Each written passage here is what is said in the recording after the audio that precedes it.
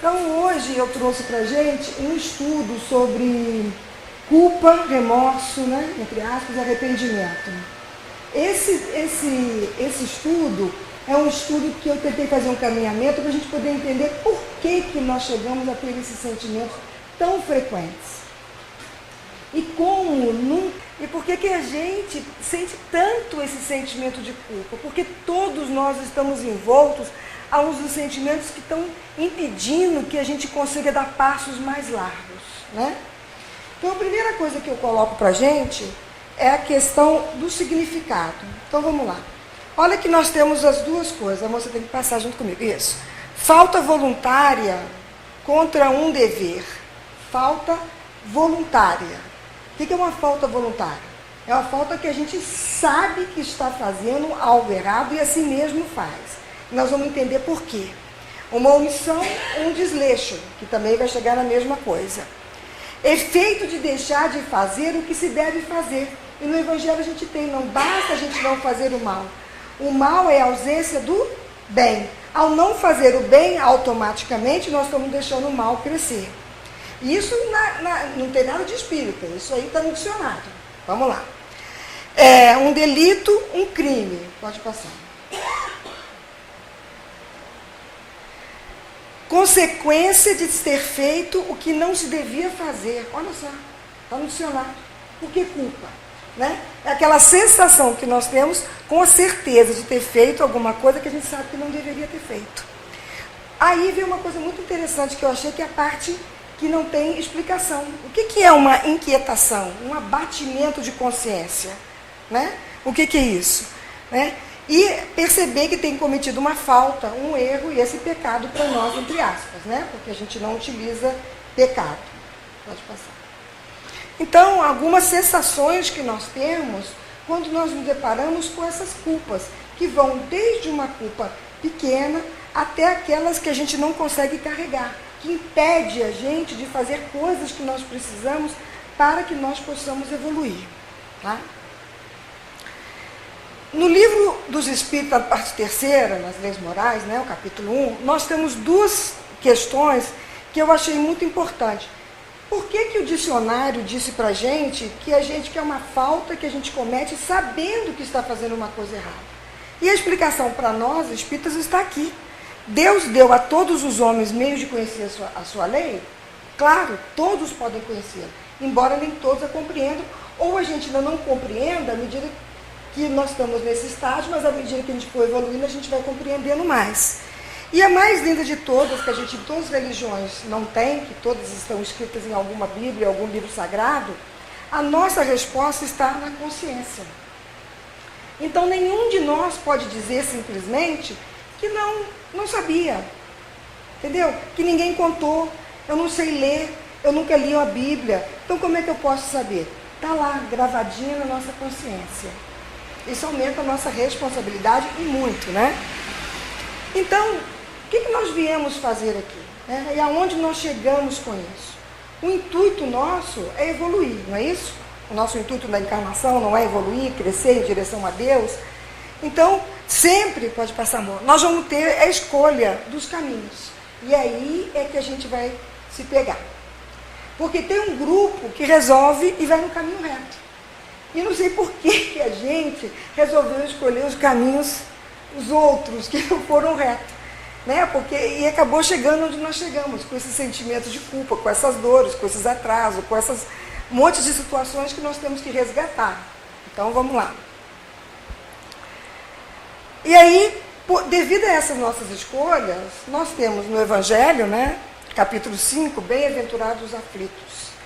Uma pausa aqui, quem quiser assistir, o Haroldo faz uma palestra inteira no YouTube sobre bem-aventurados os aflitos. Então, eu assisti ela todinha para vir, para dar mais ideias e tal, mas, obviamente, ele é espetacular, né? Então, quem puder, veja, por favor. Outro também que eu assisti é o Alberto Almeida, que é um médico do Nordeste, que tem um livro também sobre o caminho do perdão, que, obviamente, o perdão do caminho, que está ligado toda a nossa forma de ver, né? Da culpa, do remorso, do arrependimento. Então, essas duas palestras ampliam muito os nossos conhecimentos, ok? Então, nas causas atuais das aflições, nós vamos ver que elas dependem do nosso caráter, da forma como a gente encara a vida, o que a gente faz com as nossas más inclinações no dia a dia. E daí nós vamos passar por vários problemas que nós estamos complicando a vida e que não tem nada a ver com o resgate. Não tem nada a ver com coisas que nós estamos, eu estou sofrendo tanto, eu não queria ter passado por isso. Vírgula, e vamos acompanhar o que nós andamos fazendo com o nosso egoísmo, com a nossa intolerância, com a nossa raiva, com a nossa cólera, com a nossa impaciência, para provocar aquelas situações que não estariam presentes caso nós nos colocássemos de forma diferente. Então, vamos ver aqui, lá. Nas causas atuais, predominação do nosso caráter e personalidade, né? Com as nossas consequentes imperfeições, o nosso egoísmo, nossa inveja, ciúmes, cólera, ganância, preguiça, de todas as más inclinações que nós vamos ver para frente, várias, que Emmanuel vai ajudar a gente. A quem, portanto, então, nós devemos as aflições atuais, gente? A quem?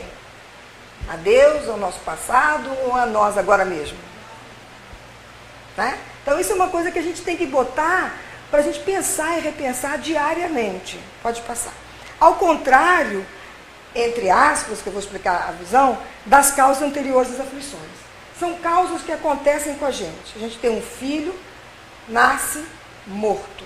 O recém-nascido já nasce, tem um problema e desencarna. Um câncer numa criança, a gente tem um emprego, tem tudo maravilhoso, de repente perde tudo, vai à miséria.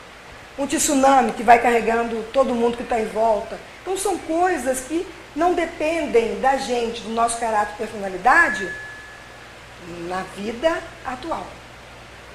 Mas dependendo do que nós fizermos nessa vida, essas atitudes vão ser causas anteriores das aflições numa próxima. Então, por isso, o nosso cuidado muito grande com as nossas atitudes diárias. Porque nós podemos estar não só facilitando, como complicando a nossa próxima encarnação. Ok? Pode passar, amor. E tem esse livro, Religião dos Espíritos, né, de Emmanuel, Chico por Emmanuel, que ele é muito bacana, que ele diz o seguinte: examina a própria aflição para que não se converta a tua inquietude em arrasadora tempestade emotiva. Vocês viram que lá no dicionário ele falou de quê? De uma inquietação, não foi? De uma sensação que a gente fica e que às vezes não consegue explicar por quê. Então ele explica. Todas as aflições se caracterizam por tipo de nomes especiais.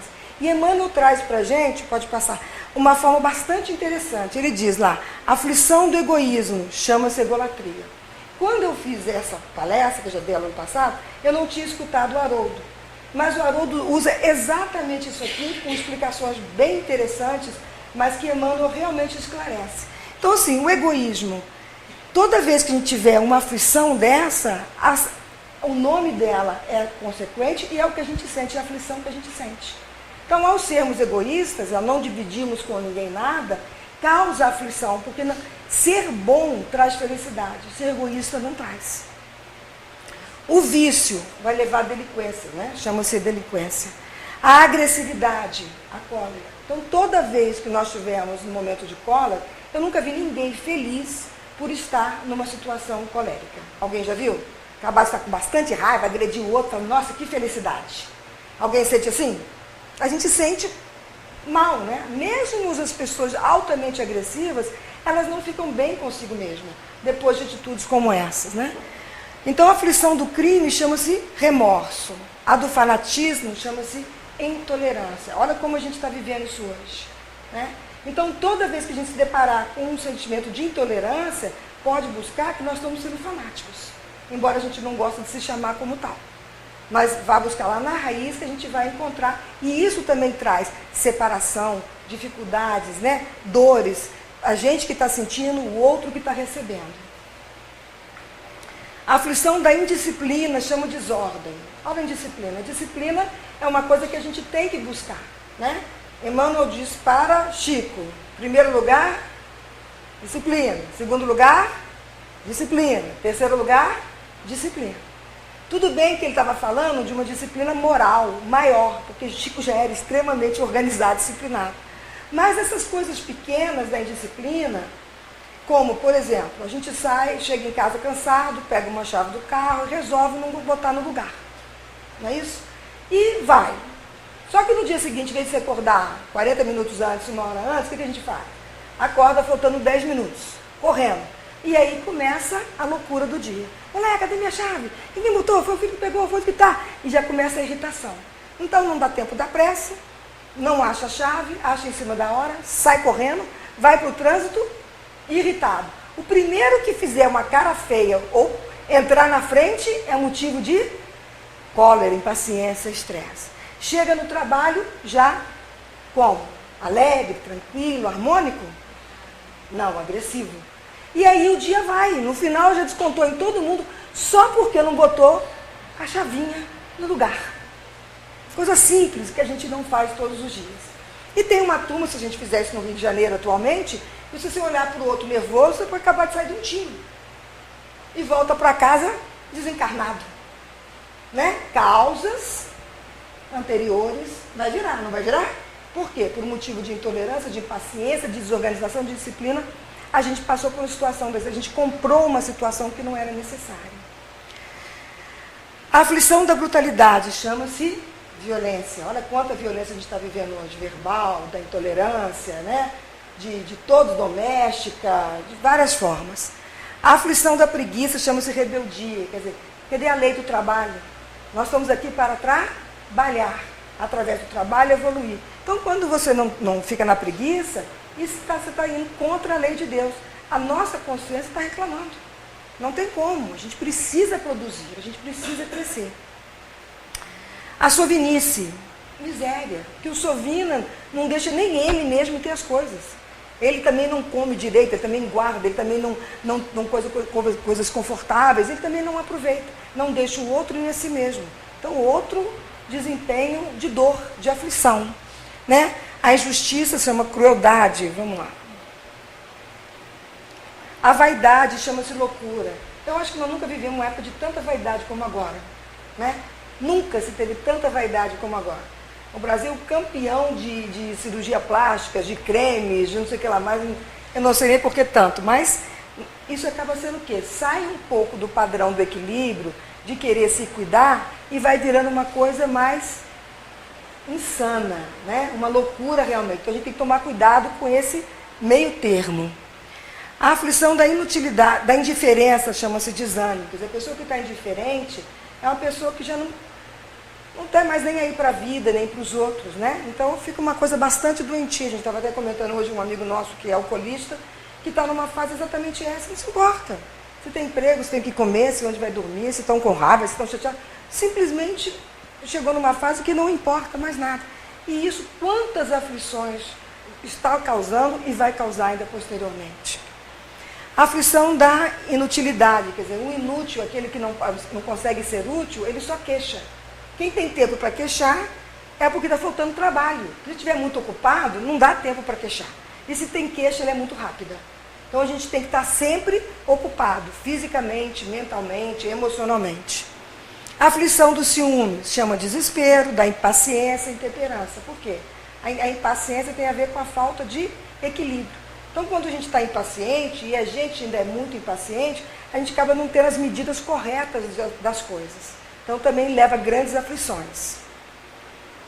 A criatura tem aflição que lhe é própria. Ou seja, dos que eu coloquei aqui, eu não, Emmanuel, nem tudo a gente vai se achar, ou a gente vai se achar em outras. Então, cada um tem que saber que tipo de aflição, qual é o nome que ela tem, o que ela está causando em cada um de nós, para que a gente possa sair daquele estado e passar à frente. A edificação do reino doméstico, a aflição do reino doméstico, coisas que acontecem em casa, no dia a dia, que vira um repeteco, que a gente precisa parar o padrão para que esteja harmonia.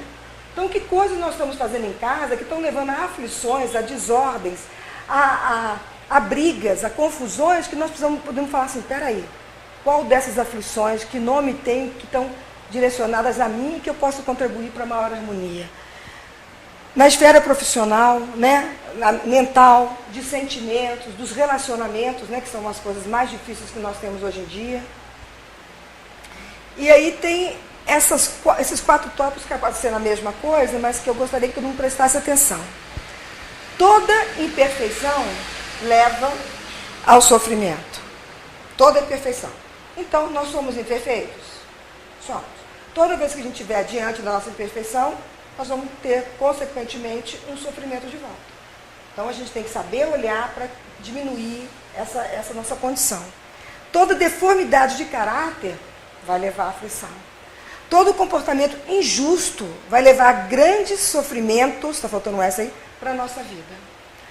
Toda deficiência da nossa formação moral, não é isso que nós buscamos com o Evangelho? Né? Na nossa melhoria moral, vai levar a algum tipo de angústia e de provação. Então, aonde está todo esse problema? No outro? No governo? Na falta disso ou daquilo? Ou dentro de nós mesmos? Porque se a gente estiver bem, em paz, consequentemente, a forma de olhar as coisas vão ser diferentes. Então, os sofrimentos consequentes a isso tudo que nós vimos são uma advertência de que nós andamos no caminho do mal. Ou seja, nós escolhemos os caminhos colaterais e não o caminho reto que vai em direção a Deus. Né? Dão-lhes experiências e o fazem sentir a diferença entre o bem e o mal. Esse é Emmanuel que fala.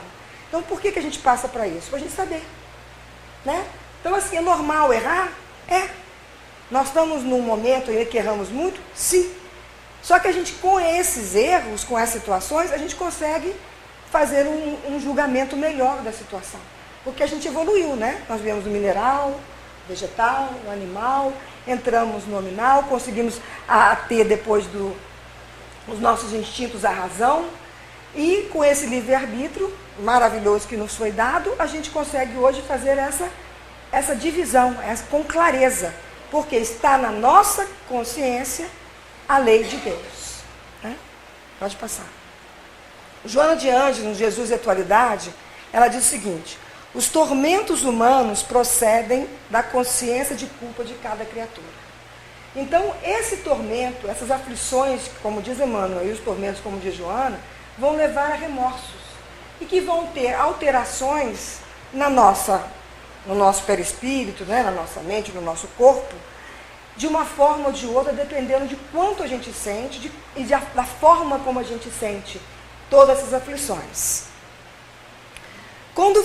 Pensamento e Vida de Emmanuel, agora capítulo 22, ele diz: quando fugimos ao dever, precipitamos no sentimento de culpa, certo?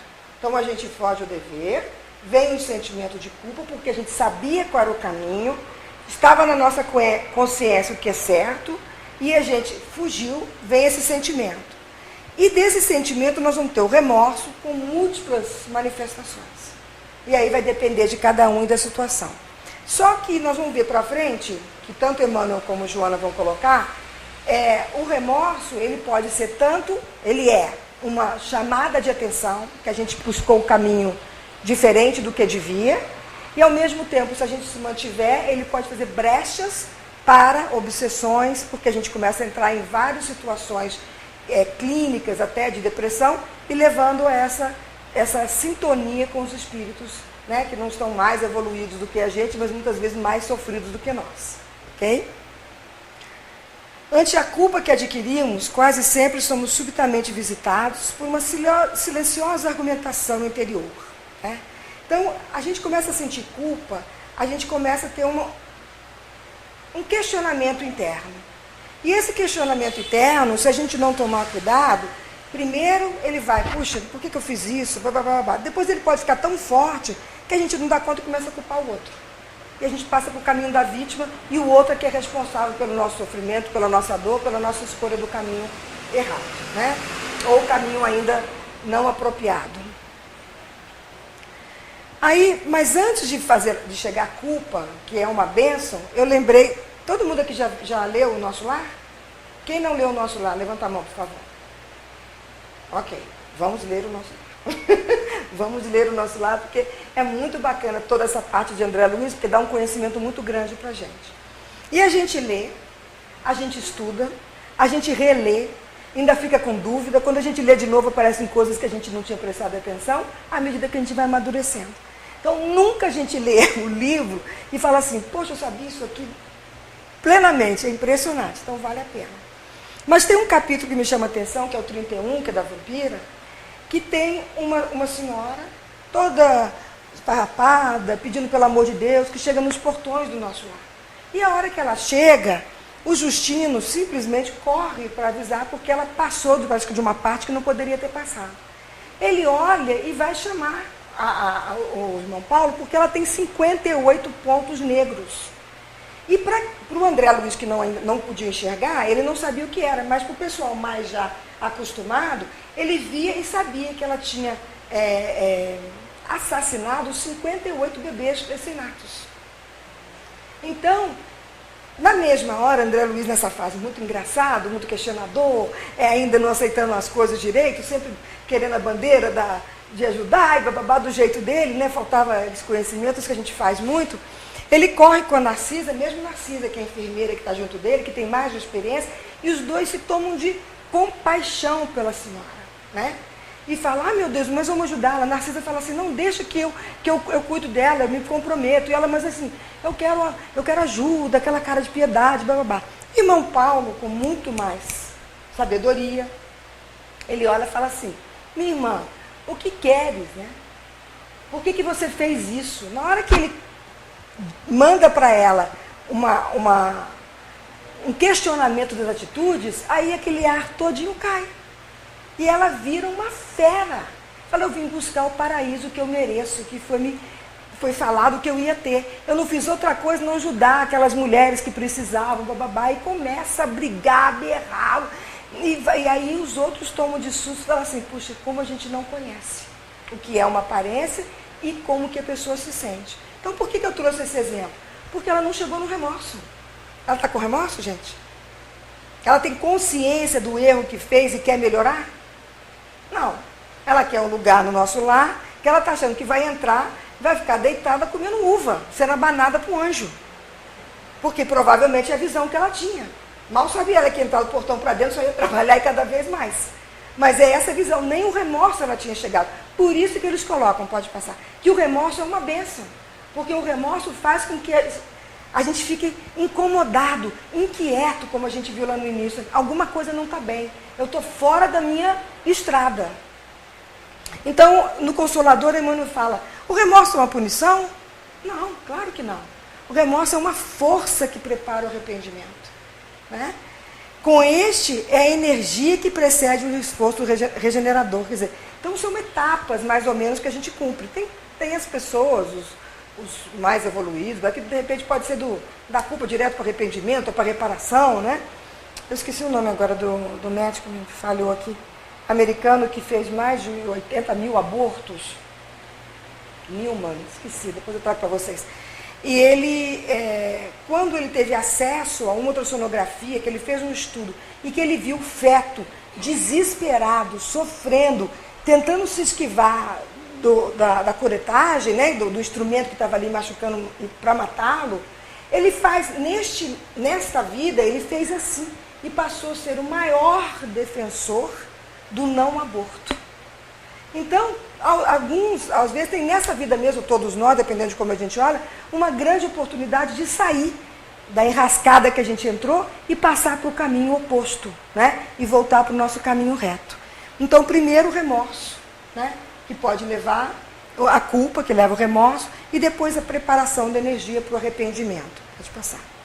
O remorso, então, o que é, gente? É uma bênção, sem dúvida. Mas o remorso estagnado, parado, vitimizado, ele não deixa a gente fazer nada que é bom. Não chega ao arrependimento, ele fica na monideia, paradinho ali, sem ir para frente. Aí eu trouxe o Voltei. Alguém já leu o Voltei aqui? Quem não leu o Voltei, levanta a mão. Vamos ler, porque pode ser que a gente desencarne amanhã. E Voltei, ele ajuda rapidamente a gente.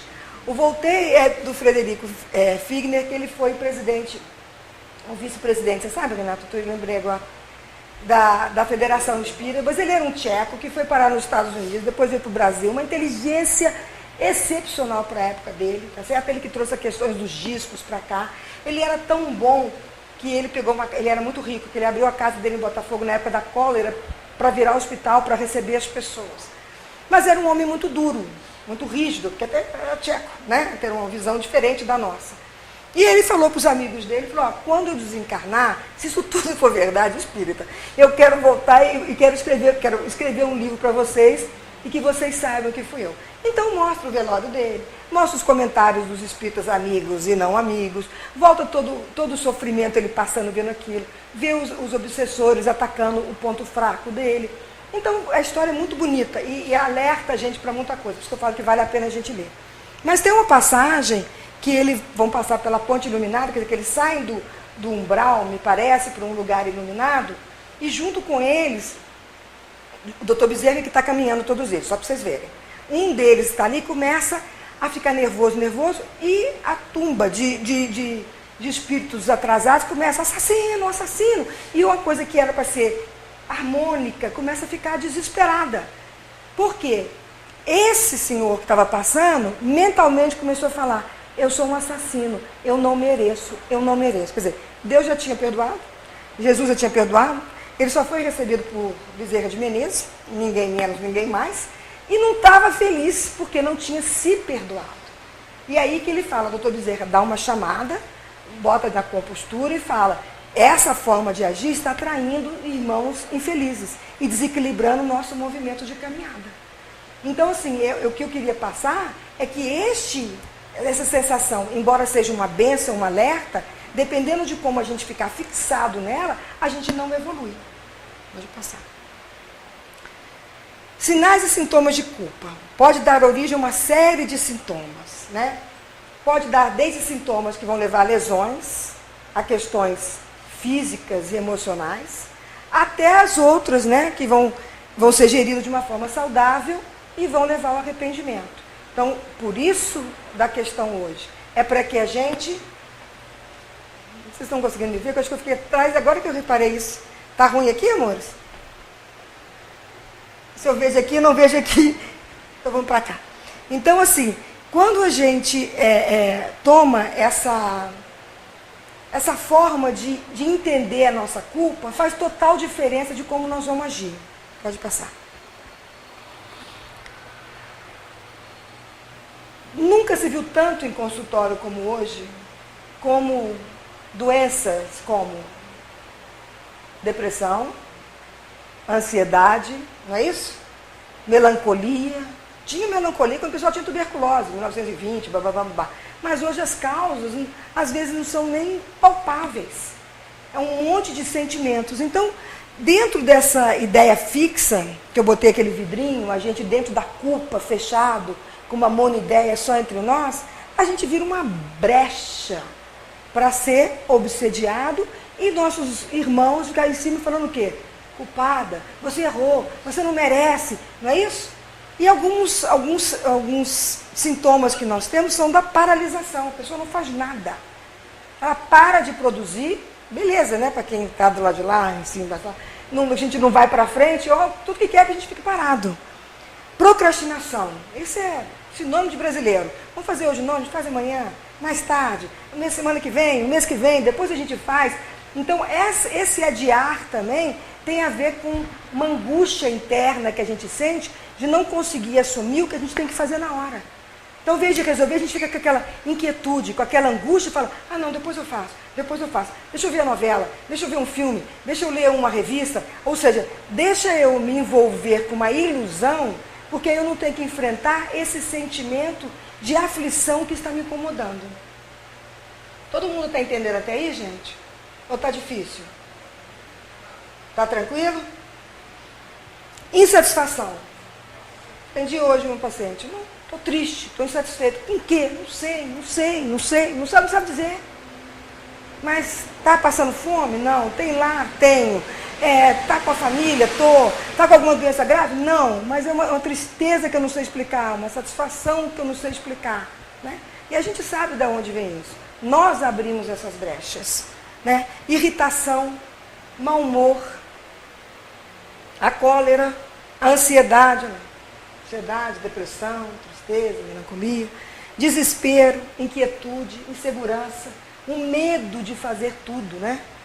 Medos e fobias. Esse medo, uma fobia é um medo exagerado, né? Que te impede de fazer as coisas e que pode chegar a síndrome do pânico. Não virou mania também, síndrome do pânico? Uns tempo atrás ninguém falava do síndrome do pânico, né? 20 anos, não se falava nisso. E hoje se pega muitos diagnósticos de síndrome do pânico. Porque a pessoa começa com medo, aquele medo vai aprofundando, vai virando uma fobia, uma falta de controle, um desespero. Quando ela vê, ela já não sai mais de casa, ela já não fala mais com os outros, ela já não produz nada, ou ele, né? Ela, a pessoa, e vai só complicando. Tristeza, depressão.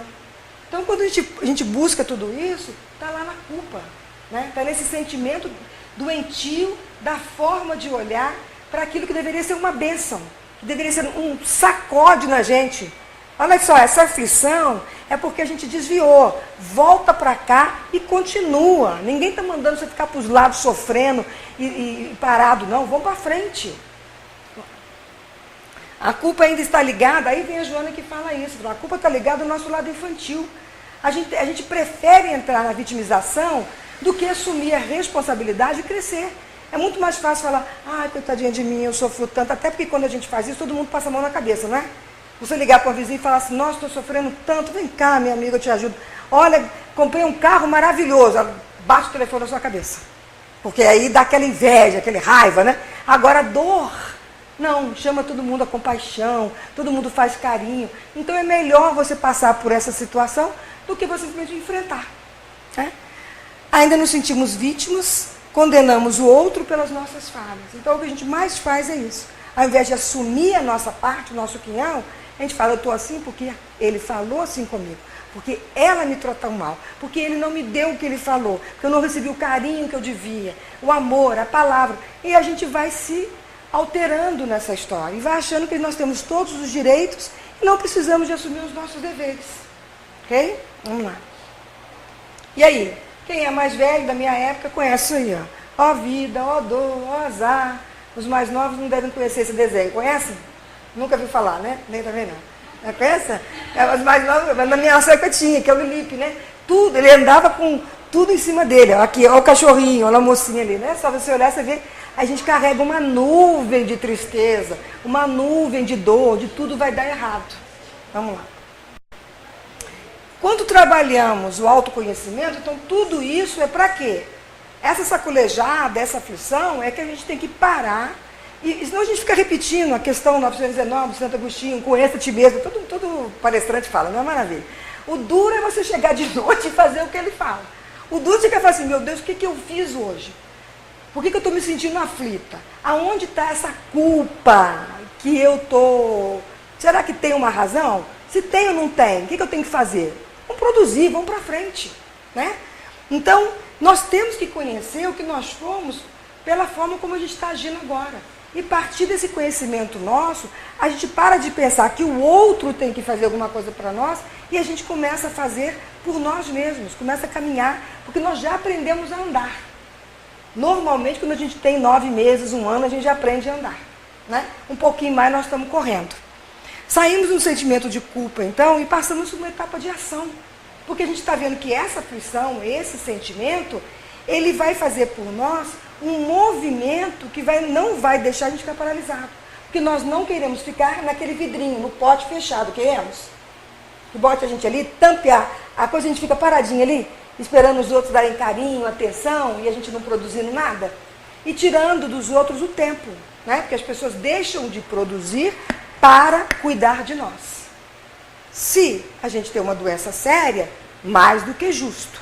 Agora, quando a gente não tem essa doença e tem esse sentimento, cabe a nós assumir essa responsabilidade, abrir a tampinha do nosso vidro e sair, igual do Aladim, né?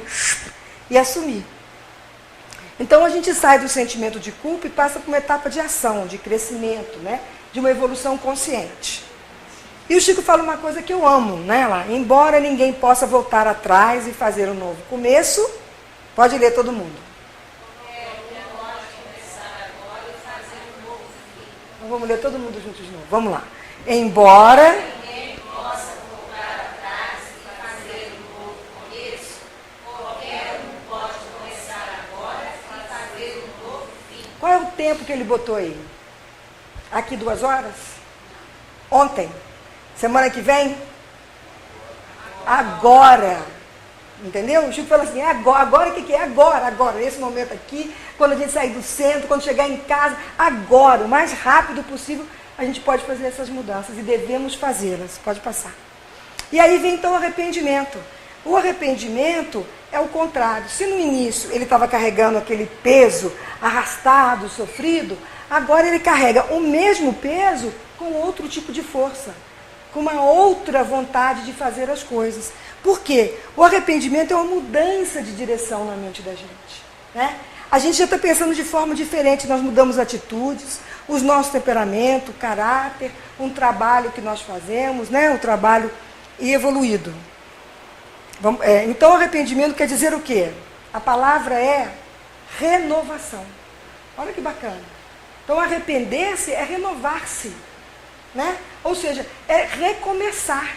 Mas quem? O meu vizinho, meu amigo, meu pai, meu marido, minha mulher, meu filho ou eu? A renovação é pessoal. Porque quando a gente se renova, automaticamente em volta da gente também se renova. O ambiente se renova, né?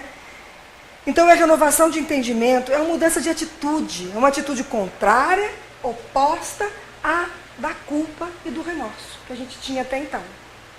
Vamos lá. O arrependido, ele vai mostrar que realmente ele se sensibilizou. Então, ele já não está mais naquela culpa de vítima. Porque quando ele está na vítima, ele não acha que é culpado. Vocês concordam comigo? Se eu estou me sentindo culpada e vitimizada, a culpa não é minha, é do outro. Então eu não assumi a responsabilidade. Né? Porque hoje não é a questão do perdão, mas estão ligadas, né? A gente tem que trabalhar isso, porque senão a gente fica parado naquilo. Eu estou falando que é fácil? Não. Estou falando que alguém aqui não sinta isso? Não. Eu estou falando que a gente tem que tomar consciência e lutar muito para a gente não cair nisso o tempo todo. Tá certo? Então, ficar alerta para isso. A gente passa a se arrepender quando a gente assume a responsabilidade da situação e também da consequente mudança que vem com essa noção fiel dessa aflição que nós estamos sentindo. Seja das causas atuais, seja de causas anteriores. Ok? Porque Deus é Pai. E esse capítulo, ele mostra o quê? O que eles vão mostrar para a gente? Bem-aventurados os aflitos. É essa a possibilidade que a gente tem de entender tudo isso, que não existe injustiça. Que nós estamos vivendo aquilo que a gente precisa para crescer. Né? Porque quem não entende como nós, como que vê? Injustiça de Deus. Como uma criança pode nascer, já não ter uma perninha, já nascer com câncer? Como é que uma mãe já pode perder um filho logo que nasce ou na barriga? Não é isso? Como é que eu tinha tudo, trabalhei tanto e perdi tudo, o outro rouba, bababá, e está riquíssimo e está super bem. Então, isso é a dádiva que nós temos de entendimento. A gente sabe, por isso são bem-aventurados os aflitos, né? Porque nós estamos entendendo agora o porquê das nossas aflições. E essas aflições vêm com o quê? Com a culpa. Entenderam isso? Então, vamos lá. Olha a forma de... É o mesmo peso. E olha a forma de encarar. Ok? O primeiro é o vitimizado. Ó Deus, ó azar, eu não mereço, porque eu... Né? Eu não estou dizendo, gente, que não tenha sofrimento. Ninguém gosta de perder a pessoa que ama. Óbvio. Que a gente sinta dor, óbvio. Ninguém quer. Mas a gente tem uma força que a grande maioria ainda não tem, que é do entendimento. É saber que aquilo é momentâneo, que tem um porquê e que a gente vai reencontrar. Então, aquele fardo altamente pesado, ele fica mais leve. Apesar de ser o mesmo fardo. Entendem isso? Ok? Estou suando. E como consequência, sempre faz o arrependido tomar uma firme decisão. Isso é o mais importante de tudo. Né? Não mais cometer o mesmo erro, para que não mais cause mal aos outros e a si mesmo. Então, ide e não pequeis mais. Né? O que Jesus fez? Jesus não pegou para todo mundo e falou, pronto, está resolvido. Pronto, está resolvido. Tinha que ser as pessoas que estavam abertas a este entendimento, a querer melhorar e não voltar a errar naquele sentido. Teremos outros erros, mas tentar aquele que nós estamos passando, que ele fique de lado. né, que não ocorra mais.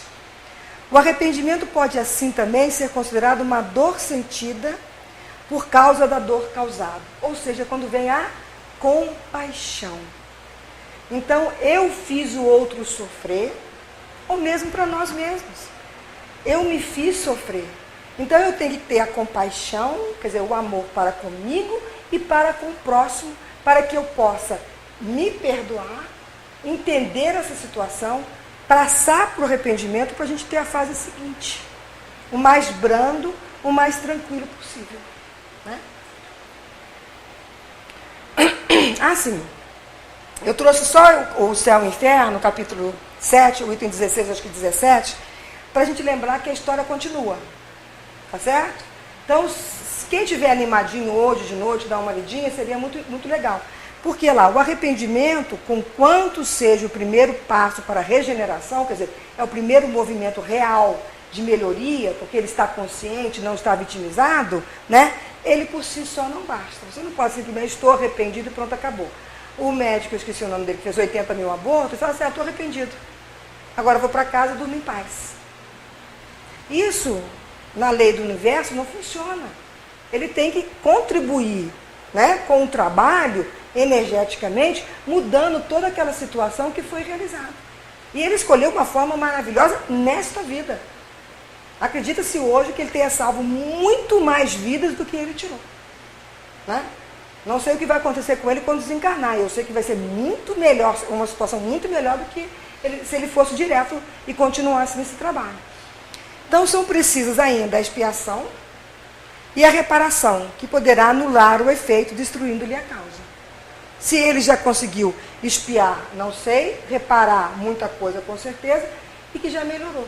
Mas que isso sirva para nós, porque nós não estamos fazendo 80 mil abortos, mas com certeza um bocado de coisa que nós estamos fazendo fora do caminho. Né? Vamos lá. Então, conclusão, Joana de Anjos faz uma coisa que eu gosto muito. Ela diz o seguinte: fobias, complexos, recalques, dominam-te a paisagem mental e te sentes um fracassado.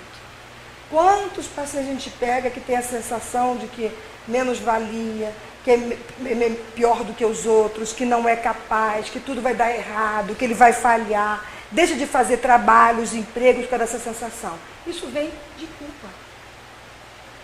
Causas atuais ou causas anteriores, mas vem desse sentimento. Aí ela fala, o que ela diz para nós? Sou fã da Joana.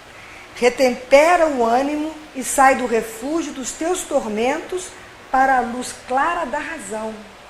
Sai dessa vitimização, para de ficar dentro do vidrinho fechado sofrendo e vai para a razão clara, de luz. Ninguém está na terra fadado ao sofrimento, aos conflitos destruidores. Vamos ler todo mundo? Ninguém está na terra fadado aos conflitos destruidores. Por quê? A gente não tem mania de achar que veio para sofrer? Nós, espíritas, então, não temos uma tendência a achar minha culpa, mas católico, né? Minha culpa, minha máxima culpa, eu tenho que sofrer, não é isso?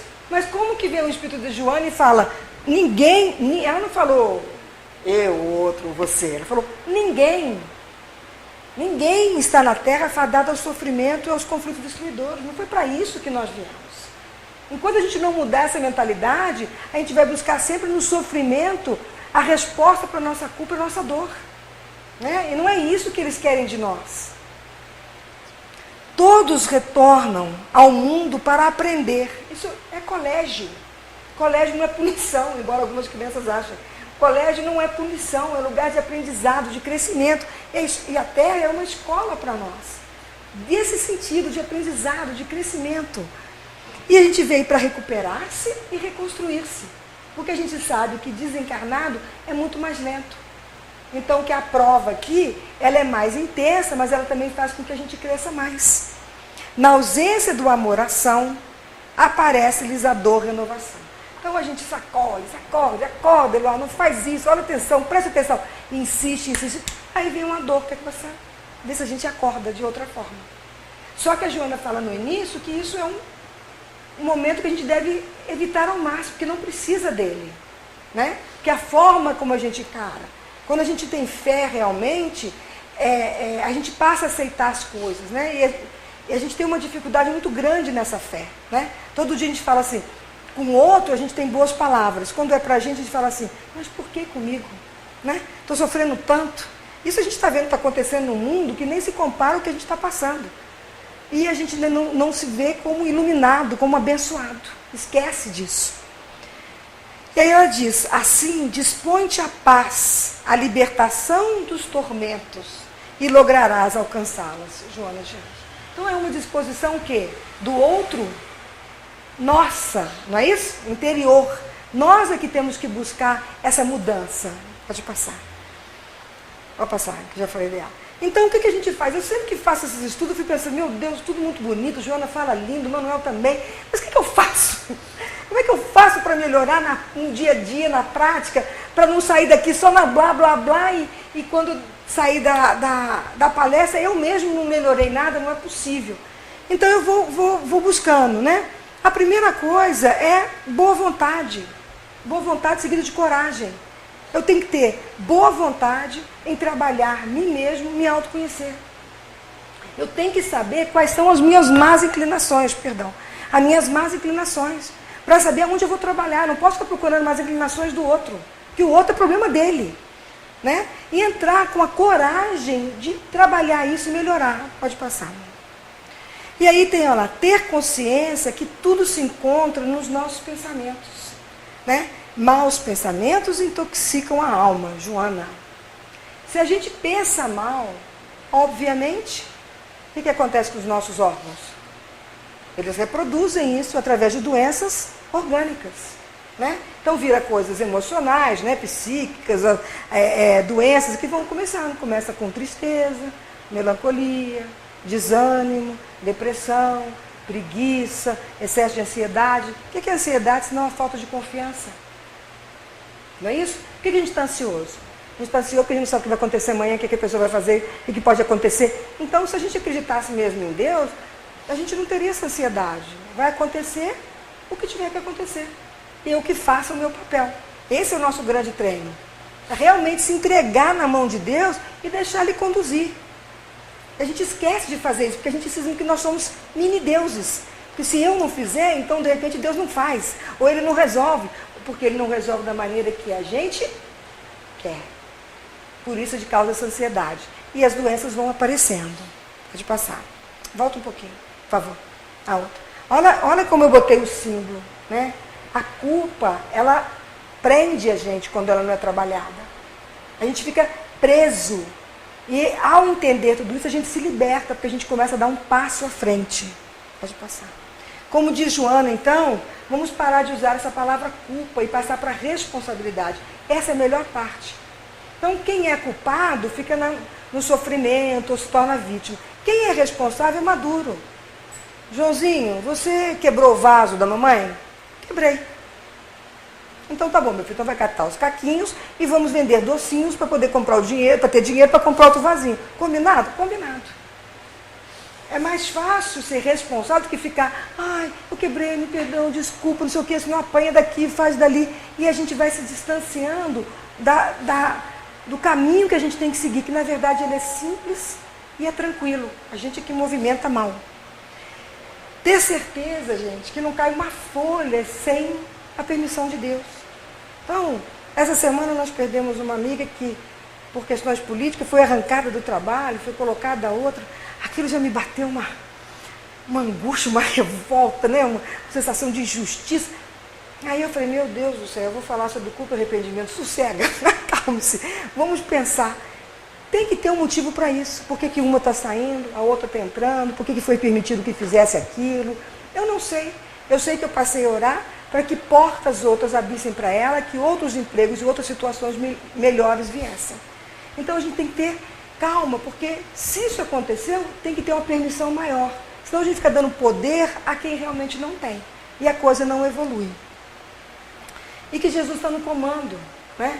Governador do nosso planeta, nosso irmão mais velho, nosso mestre querido, que está acompanhando a gente, que está dirigindo, que está na ponta deste leme, que está levando, que sabe tudo o que está acontecendo, que tem seus ministros, tem os trabalhadores diretos de todos eles, que estão aqui para nos orientar. Então, a gente vai no meio dessa confusão do Brasil, de política, blá, blá, Em vez da gente entrar nessa bagunça de agredir um outro, de falar o que eu penso, o que eu acho, vamos lembrar que tem Ismael, né? Que Jesus está, que tudo está acontecendo, que esse movimento é um movimento para vir as mudanças. Porque a gente está cansado. Quando está tudo muito bem, ninguém liga. Quando começa a mostrar essa sujeira, né? A luz aparece, quanto mais luz, mais a sujeira aparece. Então isso tudo que vai vindo à tona é para quê? É para a gente acordar e trabalhar cada vez mais para o bem e saber que vai mudar. Então, ao invés de a gente fazer parte da bagunça, a gente se reúne em preces. Peçamos pelos políticos, pelo nosso país, pelas nossas angústias e não deixamos não ficamos mais ouvindo esses monte de comentários que fazem a gente ir lá para baixo. Aumentam as nossas aflições. Ou todo mundo se sente bem nesse tipo de conversa. Então, a gente não cai. E vamos lembrar que ao cair nessas conversas, a nossa imunidade também cai, comprovadamente, e a gente adoece. Então, irrita o fígado, estraga o nosso sistema nervoso. Quando a vez a gente está todo doente, porque a gente está envolvido lá embaixo, ao invés de ir para cima e auxiliar Jesus na luz, né? É só a gente ler o Evangelho, o prefácio do Evangelho sobre o Espiritismo, que está ali o que a gente tem que fazer. Né? Pelo Espírito de verdade, não sou eu que estou falando. Né? E que o Espiritismo, gente, que é coisa mais maravilhosa que ter o Espiritismo, olha esse conhecimento. Quanta gente está em casa agora e nós estamos aqui estudando, aprendendo, se questionando, tentando melhorar. Então o Espiritismo ele traz essa razão para a gente, traz esse conhecimento, traz esse caminho de renovação. Né? Através desse caminho novo, diferente, que talvez não sei quanto tempo a gente está nele, se nesse século passado, outra encarnação, não sei, mas a gente vem amadurecendo, vendo a vida de outra forma, transformando os nossos olhares para as coisas com menos densidade e com mais amor. Né? E que todos os dias a gente pode recomeçar. Essa é a parte melhor que eu acho. Você dorme, quando você acorda, você está reencarnado de novo. É tudo de novo. Você pode refazer tudo que você não fez até então, você pode começar a fazer. Não foi isso que Saulo fez quando transformou em Paulo? Ele não largou para trás toda a vida dele e não recomeçou em Damasco? Bastou ele sentir Jesus para falar, o que queres que eu faça? E não se abriu para ele? Então a gente tem mania de falar que todos eles eram muito melhores do que a gente. Eu não sei, às vezes eu acho que falta essa vontade nossa de fazer uma coisa maior. E as preces, né, amores? As preces sempre. Se a gente está angustiado, se a gente está com sentimento de culpa, essas aflições estão, vamos orar. E a gente sabe que quanto mais cólera a gente tem, mais raiva a gente tem, mais desequilibrado nós estamos, menos a gente consegue orar. Ou não é verdade? Então o que a gente faz? A gente pega um livrinho. Né? Pega da Joana, pega daquele outro, orações, como é que tem orações? Eu esqueci agora. Orações do coração, não? Preces do coração, né? Acho que é isso. Esses livrinhos pequenininhos, a gente escolhe uma oração e fica repetindo, lendo. Pode fazer, depois vocês me falam. Acaba acalmando. Aí a gente dá tempo dos espíritos, quer dizer, eles já estão ali, mas da gente perceber a presença. Porque a gente faz uma áurea de energia boa. E sai daquela dor, do ódio, da raiva, da inveja, do medo, o que for. Então começa a ler. Aí, depois que acalma, a gente consegue começar a orar. E aí vem a inspiração e assim a gente começa a ver a claridade que a gente não estava enxergando. Tentem fazer isso, depois me falem quando eu voltar a próxima vez. Se deu certo ou não deu certo, tá? E a questão que fica mais linda, né? Que é 625 dos Livros dos Espíritos. Quem é o nosso modelo e guia? É Jesus. A gente sabe disso. Nós não estamos conseguindo ainda fazer o que esse espírito milenar consegue. Mas ele deixou uma boa experiência para nós. Então, a hora que a gente perceber que a gente está fora do caminho, chama por Jesus. Pede ajuda mesmo do coração. Né? Fala, Senhor, me ajude, espíritos amigos, me oriente. Me mostre a luz como eu devo proceder neste momento. E as coisas vão ficando mais tranquilas e a gente vai aprendendo a botar em prática tudo isso que a gente vem lendo e estudando.